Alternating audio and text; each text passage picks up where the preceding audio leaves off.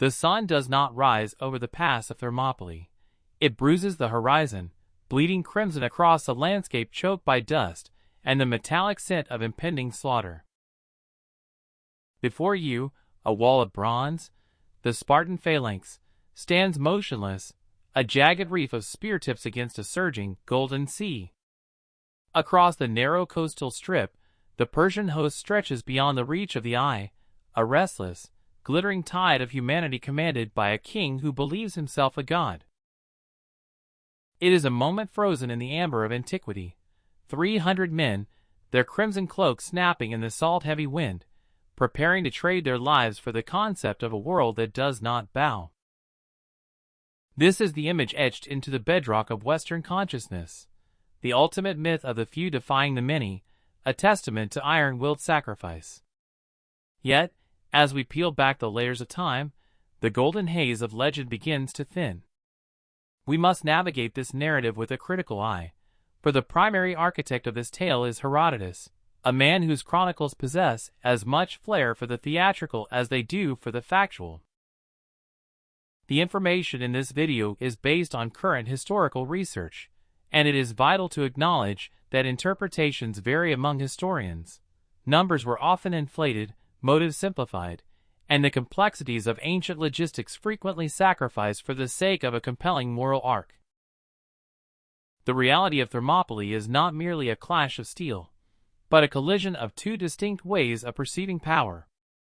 On one side, the sprawling, multi-ethnic machinery of the Achaemenid Empire; on the other, a coalition of city-states, suspicious of one another, forced into a desperate alliance by the existential threat of total subjugation. The Spartans, led by Leonidas, were not merely warriors. They were the apex predators of a rigid, militarized society. As the air grows heavy with the hum of 10,000 bowstrings being drawn in unison, the silence between the two lines becomes a physical weight. The earth beneath them is already trembling. This was never just a battle for territory. It was a performance of defiance that would echo for millennia, a deliberate choice to step into the mouth of oblivion. The stage is set, the arrows are notched, and the history we think we know is about to be dismantled. The geography of Thermopylae was not a battlefield, it was a throat.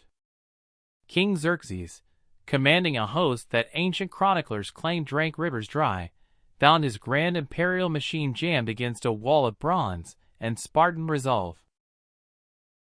By locking their shields into an impenetrable phalanx, the Greeks neutralized the mobility of the Persian immortals, forcing the invaders into a meat grinder where the reach of a dory spear dictated life and death. The 300 were never alone.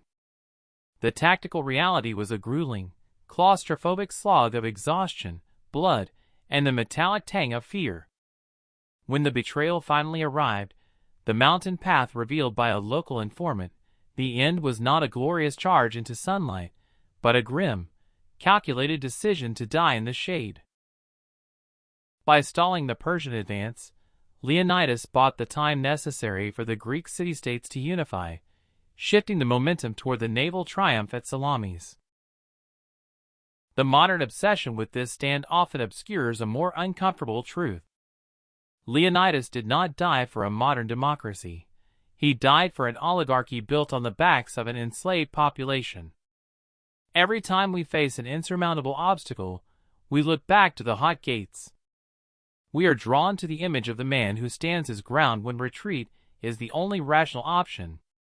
History is rarely as clean as the stories we tell about it. But even through the fog of myth, the echo of that defiance is undeniable. If this journey into the ancient world shifted your perspective on the legends we take for granted, consider subscribing. Stay curious.